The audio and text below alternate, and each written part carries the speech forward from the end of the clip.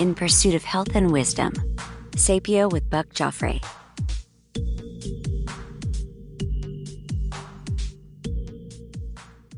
Welcome back to Sapio with Buck Joffrey. This is Buck Joffrey, and this week I've got Matt Brill, Dr. Matt Brill. He is a board-certified radiologist with a specialty fellowship trained in musculoskeletal radiology. Matt, thanks for joining me on the show today. Hey, thanks, Buck. Thanks for having me. We might touch on some radiology, but the reason for having this discussion today was actually Matt is a listener, as are a number of physicians actually on the show. We went back and forth a few times after I talked a little bit about the data that came out of the American Heart Association suggesting that there was this significant, almost doubling of cardiac mortality in people who had windows of eating that were 8 hours or less. So anyway, Matt, I've talked a little bit about that, but Matt knew the study better than me, and he had some opinions on it. And I always like this kind of thing because, at the end of the day, I don't think of myself as having any specific answer to anything, right? I'm just here to facilitate the discussion, and often you'll find very, very smart people who completely and utterly disagree with themselves. And that's what makes this so frustrating. But Matt, thanks again for being on. Why don't you start out with this? Tell the audience what this study was and, what it said. Let's start with that first. Yeah, I think the first clarification is that so far, at least I haven't checked since, but there has been no published reviewed paper yet. All we saw was basically a screenshot and a summary right. of a poster presentation that happened at the American Heart Association, like a little live conference. So that's where it came from. So to me, that's like the first disclaimer is no one's actually read the full paper yet. Yeah, it's not peer reviewed either, in any number of problems, right? Sure, for sure. Yeah, and that goes beyond just this specific paper, but a lot of the stuff in scientific literature these days is being presented before it's actually been published. We have this large database of like papers and articles that are in review or waiting to be reviewed, but they are searchable, so people find them, but they haven't kind of gone through the due diligence that you would normally see in a paper that gets published in, JAMA or whatever, BMJ. So in this particular paper, they used some data that wasn't their own. They used some data from a prior study, and they were looking to see, was there an association of time-restricted feeding windows as it relates to cardiovascular mortality. And what they think that they saw was that for longer levels of time-restricted feeding, so eating windows of 8 hours with fasting windows of 16, that there was a significant increase in, I believe it was mortality as it related to cardiovascular disease. Yeah. And then as it went down, the fasting windows, we saw a lower and lower. And then ultimately, they said it was best to have a fasting window of 8 hours or less. That's where they found the least mortality, which, contrary to what, let's say, this community has believed to be the case for the past. So say that again, just for clarity. 8 hours or less window results in a higher fasting window, as in they're eating over the course of 16 hours and then fasting over 8. That's where they saw the lowest mortality. And then as you increase the fasting window to 10 to 12 to 14 to 16, they were seeing larger discrepancies in increased mortality. So bottom line is 8 hours or less window. So if you're fasting and you've got this like 16 of fasting, 8 window where you're eating, I think a lot of people were doing that because they thought of it as, okay, well, there's this intermittent fasting and there's this, this data at least that suggested some improvements in a lot of health markers, essentially blood work, right? There certainly is that. But what this study showed, or I should say correlated with, was that there was a 92% increase in people who basically were doing what we're commonly right now is defined as intermittent fasting. And that was supposedly supposed to be really big news. You didn't think so, and a lot of people didn't think so. And why is that? The main thing, besides not being able to read the paper yet, was the Right. way that they kind of broke down the data. So, like I said, it's not like, first of all, it was like a retrospective epidemiological study. Yeah.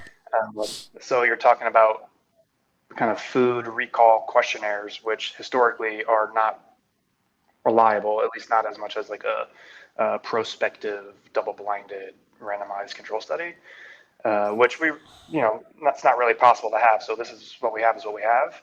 It wasn't designed to intake this data. It was a large cohort that they were just kind of asking different things, and then people will go in and they can,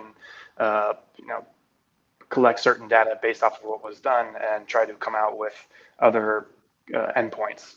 And the way that it was collected was they asked the patient population over the course of 2 days what was their eating pattern in those in the prior week. So they're having to remember something that happened over a week ago. So after looking at these 2 days of the questionnaires, they're extrapolating what the patients thought happened over the past week and extrapolated that like 7 to 10 years into the future. So it's like asking me to recall today how I ate the past week, my eating habits, which included the timing of eating, and then looking at what happened to me, 10 years in the future without asking me again what my eating habits were and extrapolating something that happened way in the past that was of recall and assuming that it happened consistency like that over the course of the next 10 years. Yeah. So, I mean, there's certainly lots of flaws in it. The one thing that's I think I found challenging to overlook was the 92%, like near doubling with whatever correlation there was, even with the poor design. And again, I try to come at this with a fairly open mind because I think I had been doing intermittent fasting for about 3 years. And I thought there was a lot of benefits to me. And maybe there were, maybe there weren't. But sometimes, you have to take a step back and you say, well, gosh, okay, maybe my short-term benefits were good, but maybe that doesn't mean that long-term benefits are good. And almost like if you look at any intervention in medicine, obviously we have medications that are like that. We talk about, say, in the short term, you might have corticosteroids that might help you get out of a asthmatic flare-up or something like that. But we know that if you stay in that long term, that could have adverse health problems with it. So I actually brought this up with Walter Longo, which I think you listened to the show. He cited a few studies that I went back and looked at, which I thought was interesting because one of the points he made, or one of the things that he's like, he wasn't surprised at all at any of that association because he's like, it's not the first time that kind of data has come out. It's just been called something differently. And so specifically, he pointed a couple of different articles, and I'll throw this information out there.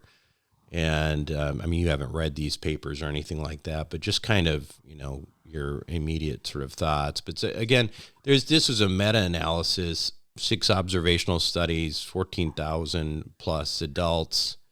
And basically the pooled results showed what they were looking at here was breakfast skippers.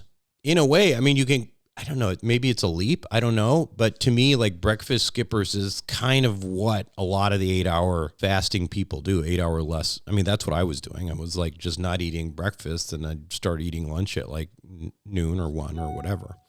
And in that, it showed this skipping breakfast was independently associated with hypertension in these populations.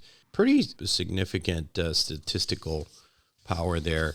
And then another one that he pointed out was, this was in the Journal of Cardiovascular Disease.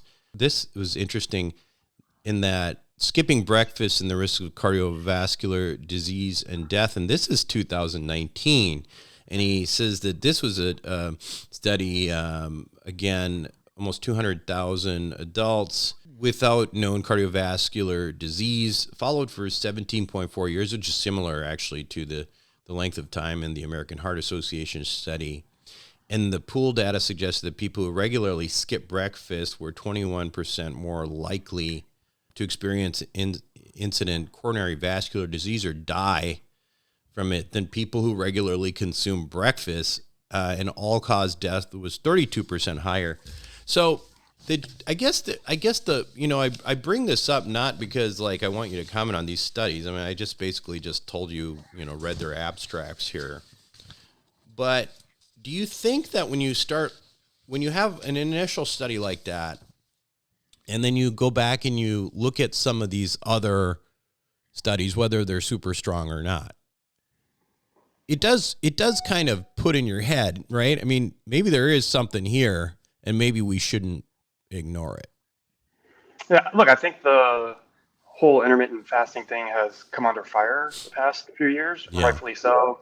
I mean, I think a lot of it was kind of based off of the hypocaloric diet, Yeah. and is that where the benefit was coming from or not? But those are looking at skipping breakfast. Again, you just have to consider things like, are people that skip breakfast unhealthy in other Right. ways too? Sure. Like, there's the historical dogma of breakfast is the most important meal of the day, and whether that's true or not, I don't know. But obviously, if you were to ask a population, they would probably say that just because they've heard it. So the people that are skipping breakfast, are they unhealthy in other ways? Right. But also, just because you're doing, and obviously, I mean, there's no answer, but maybe be interesting to figure it out. But if you're doing a time restricted feeding, are you eucaloric? Are you hypocaloric? And is there association there with the cardiovascular disease? Because I think, pretty call it accepted that, like the whole one meal a day thing is probably not healthy. And a lot of what you're hurting yourself when you're doing these short eating windows is protein intake, and the ability to absorb that amount of protein or even eat it in that short amount of time is probably supersedes the importance of, whatever autophagy is happening at the 16-hour mark. So what was interesting too about the Longo interview is, and this is, I mean, ultimately this is kind of what made me decide I'm not going to do the window thing anymore. I'm going to, stick to like 11 or, I'm just going to try to get a little bit of breakfast in. Right. And because I think that what you just mentioned, just with regard to autophagy and everything, his take was that those kinds of benefits, I think people have associated with fasting, right, actually don't really happen in that short period of time. He was saying that even with regular fasting, the upregulation of autophagy and some of these pathways really didn't start occurring till like day 3 of the fasting mimetic diet, which I think is actually kind of interesting because, like, if you look across the board, and this is when I started off saying a lot of really, really smart people completely and utterly disagree on this, right? I mean, David Sinclair, who's obviously smart lab guy, sitting there talking about doing his one meal a day, and he's like low protein, low this. I mean, just like Walter Longo, and then you got guys like Peter Attia who are pushing a gram of protein per day, and like, I mean, it's just maddening. It's like, these are not like, it's, I mean, and then that's even before you go out of the window of like real people with PhDs and MDs and any number of master's degrees or whatever. And then you go out into the world of, the Dave Asprey's and Upgrade and all that stuff like that. I mean, what do people do? I guess that's the question. What do you do with this data? I mean, so, also a lot of these things, they're kind of on like the edges, the borders of actual making an effect, right? Mm-hmm. So, I mean, like personally, like I used to do the 16-hour thing. This didn't make me stop. I stopped like a year ago, thought I was not getting in enough protein and I wanted to increase my protein intake. So, now I'm probably closer to 14 hours. I mean, that's just my normal circadian rhythm. Personally, I'm not aiming for it. I'm not like trying to hold off. Just I stop eating a few hours before I go to bed, and then I sleep for 8 hours. And by the time I'm downstairs and ready to put something in my mouth, it's been 14 hours. It's just kind of how my day goes. The surgeons are listening to you right now saying I should have been a radiologist. They're like, the guy sleeps 8 hours a night. It's also 2:00 on a Monday, and here we are. That's a good point. So I mean, I think it comes down to how much you're trying to optimize, and if you're not crazy over the top about, or I forget the guy's name, but the guy who's spending millions of dollars a year on himself, and yeah, Brian Johnson. Most of us are not at that point, and I think if you try to look at the things that are going to have a big impact, and I think that's kind of, I mean, personally, I'm looking at it at protein intake, not too much carbohydrate intake, at least in terms of simple carbs or complex carbs, and getting sleep and working out. Like, I'm emphasizing those, and I'm not sacrificing a feeding window to impact any of those. I am curious about your take on protein though, Matt, because like this is another one of those areas where my head's spinning. It is absolutely spinning, because I'll tell you right now that I actually am pretty high protein, and that's mostly because I'm trying to build some muscle, and that's, not necessarily just as a longevity thing, but like, it's just something I got into a little bit where I'm lifting a lot now and stuff like that. So there's a study here that Longo sent me too. Again, low protein intake is associated with major reduction in IGF, cancer, and overall mortality in the 65 and younger population, but not older population. In a nutshell, what he's showing is an overall mortality and a fourfold increase in cancer death in those people who self-reported high protein diets compared to those who did not, except by the time where they're age 65, where, those numbers basically reverse. And presumably the 65 numbers for sure make sense to me, because at that point you're talking about muscle loss and sarcopenia and hip fractures and all sorts of, stuff, things like that. But the data for the younger people is very confusing to me and concerning. It's concerning to me, because especially since, again, some very, very smart people on both sides of this, Longo on one side, and I would say that, David Sinclair is on that side as well with the low protein for the most part.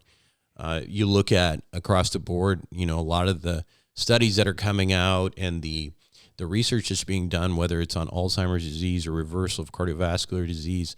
There's some stuff with Dean Ornish. I was listening to a podcast of Sanjay Gupta was doing on reversal of Alzheimer's disease involving a low protein, basically plant-based diet.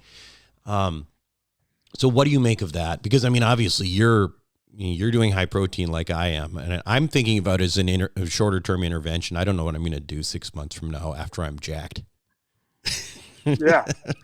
You gotta get, look at you. Damn. It's radiology. So, I just got back from the gym. So, I think it also depends. Like if I were, I'm 5'11" and I'm 195, right? But I have muscle mass, and what I'm trying to optimize is building the muscle mass as reasonably much as I can, because I'm about to be 40. Yeah. And now every decade I'm gonna, lose 2 to 5%. So the more I can have now gives me more runway to lose and still, be able to do the things I'm doing and whatever, trip over a step and be able to catch myself and not fall and break my hip. So that's kind of how I'm viewing it. If I were, not 194, if I were 170 pounds, obviously I'd be taking in less protein. But if I'm not doing 4 days of the gym weight resisting training, I don't think I need to repair as much muscle, so I don't need as much of the leucine protein to build it back. But because I think that causes equal needing more. So I am close to 1 gram per gram of body weight. Yeah, 1 gram per pound. Weight. Yeah. Yeah. Which, by the way, I was, Right. I was doing that for a while too. That is not easy to do. That is an Yeah. enormous amount of protein. Try doing it with an 8-hour feeding window. Yeah, I was for a bit. That's even Yeah, you worse. can't. Yeah. Yeah. So, and it's work. I probably don't get 1 gram per pound a day, but I'm Hmm. probably eating close to, 170. Um, and yeah, I think there's other things. The IGF picture is obviously a big component, but there's also studies out there that suggest you don't want to have low IGF all the time either. Like you want to have it cycled where you have times where it's up and times where it's down.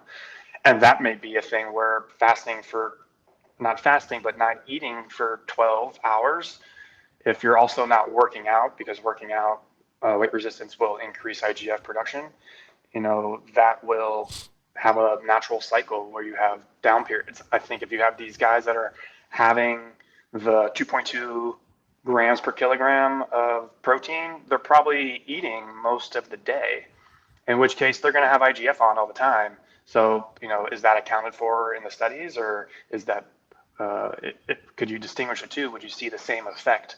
Or how many of those guys are taking anabolics that are taking that much protein, or how much complex carbs are they having because they're trying to bulk? And you're just having a hypercaloric diet, not a eucaloric. So those things are going to contribute to I think, the cancer production too, not solely just did I skip breakfast, did I not skip breakfast? Well, I think I don't see myself as skipping breakfast because I still have, uh, you know, 3 meals and 2 snacks a day, even though I'm eating in 14 windows. Like, if you ask me a questionnaire, do I skip breakfast? I would say no. Yeah. But my first meal is 40 grams of protein in a shake at 11 a.m.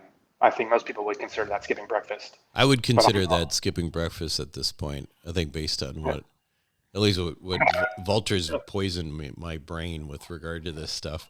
But but I wake up at 9:30. That's an hour and a half after I woke up. You know, yeah. is it skipping breakfast? So I'm not saying it is Wait, or isn't. did you just say you wake up at 9:30? Yeah. That is a And that's riot. I have a 2-year-old that makes me wake up at 9:30. Okay, got it. But That's to be great. fair, I'm an evening worker. I don't go to sleep. Okay, got it. Well, that makes sense. I was like, he's getting like 15 hours of sleep a night, and he only eats. What am I good? His fasting is forced on him because it's the only time he's awake anyway. That's pretty awesome. Tell us a little bit about what's going on. I want to, obviously, you were the one who kind of got me interested in functional MRI and Prenuvo, and we actually did the show on that based on you letting me know about it. Let's just talk a little bit about that real quick. I mean, what is full body MRI? What do you think the benefits of it? And, as a radiologist, kind of like, how do you see it? Yeah. Well, first of all, I really enjoy reading them. It's not something that you learn about in residency. I mean, obviously we do a lot of MRI, but this is pretty niche in terms of what you're doing. So, you're getting, as opposed to an MRI of like a brain or an abdomen where you're getting a lot of images, but of the same thing in different ways. Here you're kind of getting a few images, but of everything. So there's, images of the brain, of the chest, of the abdomen. Like for women, we get some images of the breast, and for men, we get prostate images. So you get a insight into a lot of different things. And, it takes me an hour to read these things because it's thousands of images, as opposed to like an MRI that you might get, of your brain that might be 60 images and you can read them in 15 minutes. I consider it like a screening tool. I mean, there's definitely, you can get some diagnostic answers and some things, like if you have fatty liver disease, like, for the most part, the MRI will tell you, yes, you do have it, no, you don't have it, at least to the sensitivity of the MRI. But then there are other things where, it's more of I see something here, now you need to get diagnostic images. Like if I'm looking at a prostate and I see something that's not normal, then, it's going to trigger, all right, make sure you got to get, PSA or other types of diagnostic tools, and then you probably get a diagnostic prostate MRI. So it kind of spans those two types of areas to say, one, you're screening for tumors of solid organs, to be specific. I mean, we're not going to catch a leukemia most likely, But if there's a big enough pancreatic tumor, we'll definitely see it. Tumors of the kidneys are common. I definitely see those. I see some abnormal things in the prostate that may or may not be cancer. What about aneurysms? I mean, aneurysms are so much more common than people even have an idea. I mean, obviously, you have a cerebrovascular background here from my early training. That's got to be something that you pick up probably more often than you think, right? Yeah, we do screening angiograms, magnetic angiograms, to see the arteries of the brain, and we can definitely see when there's an aneurysm, particularly if it's above 3 millimeters, we'll see it. So I would say not quite the sensitivity and specificity of a CT angiogram, but still pretty good. And yeah, I think it's somewhere in the 2% range is in the public to have an aneurysm. And yeah, I definitely see them. They seem to come in waves. I won't see any for a couple of weeks, and then I'll get 2 or 3 in a row. And for the most part, the ones I'm seeing are not big. And when we see those, it's nice that the study actually calculates your risk of chances based off of size and your age that it ruptures. So it gives even more insight than just there is or isn't. What's your favorite story about catching something in Pronuvo? I would say that it's probably not tumors. I think those are like kind of somewhat straightforward. The radiologists have a shared messenger group, and we share interesting cases with each other, and you see some strange things. What do I have I have one on my screen. I saw I don't want to say cool because it's probably not cool for the patient, but yeah, right. It's a fatty tumor, and we can have lipomas, but there are different grades of lipomas. They're not all simply benign, and this one was kind of intermediate and in a weird area. You don't see those often. Yeah, I put you on the spot there a little bit, but that's all right.